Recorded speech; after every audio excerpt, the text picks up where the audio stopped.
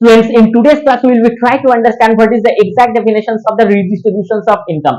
Redistribution of income को कुछ इस ढंग से हम लोग समझेंगे, जो कैपिटलिस्ट होता है, जिनके पास अथाह पैसा होता है, बहुत पैसा होता है, दौलत होता है, तो उनसे गवर्नमेंट पैसा वसूलता है टैक्स के रूप में, राइट। अब उस पैसे को गवर्नमेंट लेस डेवलपमेंट पीपल्स यानी बिलो पॉवर्टी लेवल पीपल्स को डिफरेंट टाइप ऑफ प्रोग्राम्स के अंदर खर्च करता है उनके डेवलपमेंट के लिए, जैसा उसका चिल्ड्रन का एजुकेशन, जैसे जो फूड इंश्योर करना, हेल्थ एंड हाइजीन पे ध्यान देना, एक्सेट्रा एक्सेट्रा। तो ऐसा अगर होता है, एक छोर से इनकम को ला करके दूसरे छोर पे उसको खर्चा जाए कुछ डेवलपमेंट प्रोग्राम के अंदर, तो इसको ही रिडिस्ट्रीब्यूशन ऑफ द इनकम बोला जाता है। फॉर एग्जाम्पल, इंडिया में 80 करोड़ पीपल को फ्री राशनिंग प्रोसेस के अंदर फ्री में चाल दाल आटा दिया जाता है। जैसे एलटीसीजी और एसटीसीजी के माध्यम से जैसे 18% से 30% टैक्स ब्रैकेट में आता है, जैसे लॉन्ग टर्म कैपिटल गेन और शॉर्ट टर्म कैपिटल गेन्स के अंदर। तो कैपिटलिस्ट से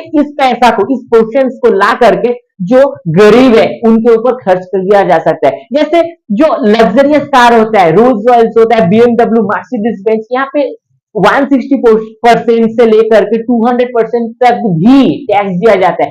उस कलेक्टेड टैक्स का पैसा से हम लोग चिल्ड्रन एजुकेशन यानी गवर्नमेंट चाइल्ड डेवलपमेंट के हिसाब से भी खर्च करता है। इस इनकम को एक छोर से दूसरे छोर पे अगर डिस्ट्रीब्यूशन किया जाता है, तो इस प्रोसेस को ही रिडिस्ट्रीब्यूशन ऑफ दिस इनकम बोला जाता है। Thank you.